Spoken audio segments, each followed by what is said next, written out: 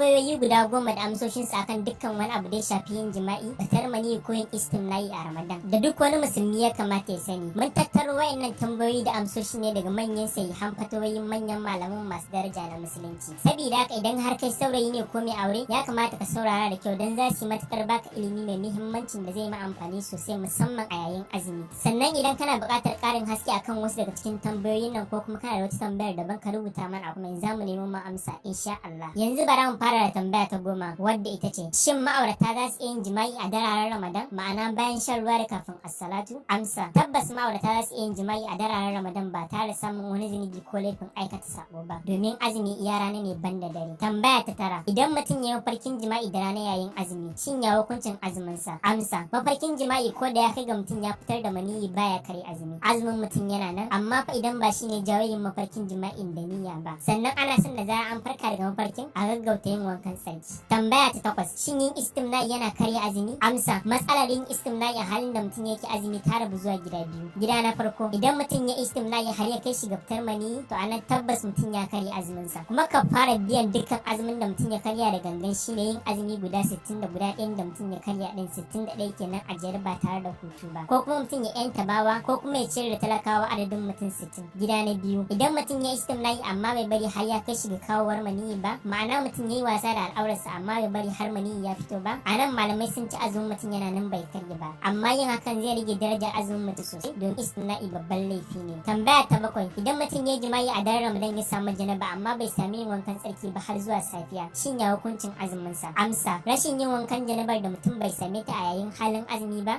za ta lalata azumin sa ba. A takaice azumin mutum na nan, amma ana so ya gaggauta yin wankan janabar. Tambaya ta 6: yayin azumi, shin ma'aurata yaya za su iya yin wasa da junansu? Amsa: ma'aurata za su iya wasa da junansu kamar kisin shafe-shafe da rungume-rungume iya yadda za su iya, amma su tabbatar sun iya yadda ba zai jawo sun aikata jima'i ba ko jawowar fitar maniyyin ɗayansu. Idan kuwa suka kai ga wasan da ya jawo aikata jima'i ko fitar maniyyin ɗayansu, to anan sun karya azumin su kuma kafara ta hau kansu. Tambaya ta 5: dan Allah ka yi mana like in bidiyon nan yanzu, mun gode. Tambaya ta 5: shin ma'aurata za su iya ganin tsiraicin junansu yayin azumi? Amsa: tabbas za su iya, domin ko wanka ma za su iya yi a tare, amma a shawarance ya fi kyau su guji yin hakan domin zai iya jawo faruwar wani abin da mai biya karya azumin nasu. Tambaya ta 4: shin kallon fina-finan batsa ko na romance na karya azumi? Amsa: kallon kawai ba zai karya azumi ba, amma idan kallon ya jawo mutum fitar maniyyi, to anan kuma azumin sa ya karye. Sannan kallon fina-finan batsa da romance babban zunubi ne da mutum bai kamata ma ya tunanin sa ba ko kaɗan, musamman bare a Ramadan. Tambaya ta 3: shin mace za ta iya tsotsa azzakarin mijinta ko miji ya tsotsi farjin matarsa ko nonuwanta yayin azumi? Amsa: a yadda malamai da masana da yawa suka tafi shine tsotsar farji ko azzakari kusan daidai suke da yin ainihin jima'i. Saboda haka a yadda malamai suka ce hakan zai karya azumin mutum, wanda zai jawo masa kafara. Mu kiyaye. Shi kuma tsotsar nono abu ne daban da ba zai karya azumi ba idan dai ba a kai ga shan ruwan nonon ba. Amma idan mutum yana azumi, irin wayannan abubuwan ya fi kamata duk ya kawar da hankalinsa daga gare su. Tambaya ta 2: shin ma'aurata za su iya yin jima'i da rana a Ramadan idan ba sa yin azumi? Amsa: idan ba sa yin azumi saboda wasu kwararan dalilai da musulunci ya yarda da su, za su iya yin jima'i ba tare da damuwa ba. Amma wasu malaman sun ce makaruhi ne yin jima'i da rana a Ramadan ko da ba su azumi kuwa. Wasu su ma sun ce haramun ne kai din. Amma malaman da suka ce yin jima'i da rana a Ramadan idan ma'aurata ba su azumi ba shi da damuwa, sukan ba da labarin wani bawan Allah da ya je samu wani khalifa daga khalifofin musulunci yake shaida masa cewa wani yanayi ya sa shi rantsuwa kan cewa zai yi jima'i da rana a watan Ramadan. Shine yake tambayar khalifan wanne daga cikin zunubi ko kafarar nan zai yi, kafarar rantsuwar da yayi ko kafarar kai azumin da zai idan yi jima'i da rana a Ramadan din. Sai khalifan ya ba shawarar da yayi tafiya da matarsa, sai su yin azumi a ranar saboda tafiya, ta yadda za su iya yin jima'i a ranar, domin a watan azumi idan mutum zai tafiya zai iya shan azumi saboda kar tafiyar ta wahalar da shi, in ya so sai ya rama bayan sallah. To kaga da khalifan ya ba shawarar ya sha azumi saboda tafiya, saboda kuma ya samu damar yin jima'i da rana a Ramadan din kamar yadda ya rantsuwa, hakan na nuna ya halatta kenan mutum ya jima'i da rana a Ramadan idan baya azumi shi da matarsa. Sannan ma da akwai misalin wani magabaci shi ma da ya dawo daga tafiya, ya samu matarsa ta fito daga wankan tsarkin jinin halar da ya dauke mata a lokacin. Hakan yasa su ma suka jima'i da rana a Ramadan din, domin shi baya azumi saboda daga tafiyar da ya dawo, ita kuma ba ta azumi a ranar saboda jinin halar ta bai dauke ba zuwa huduwa a fijin din ranar ba har sai zuwa bayan ta. Saboda haka idan da akwai dalilin da yasa baka azumi kai da matarka, za ku iya yin jima'in ku abin ku ba tare da damuwa ba. Tambaya ta 1: shin karanta littattafai ko kallon bidiyo irin namu da suke koyar da jima'i yana karya azumi? Amsa: idan littattafan ko bidiyoyin masu tsafta ne, ma'ana ba batsa ko abubuwan tayar da sha'awa a ciki, ba za su karya azumin ka ba. Amma dai da akwai abubuwa da yawa da fi dacewa mutum ya yayin azumi fiye da su, kamar karatun Qur'ani, salatin Annabi sallallahu alaihi wasallama, jin tafsir ko kallon bidiyoyin wa'azi da nasiha kamar wannan bidiyo.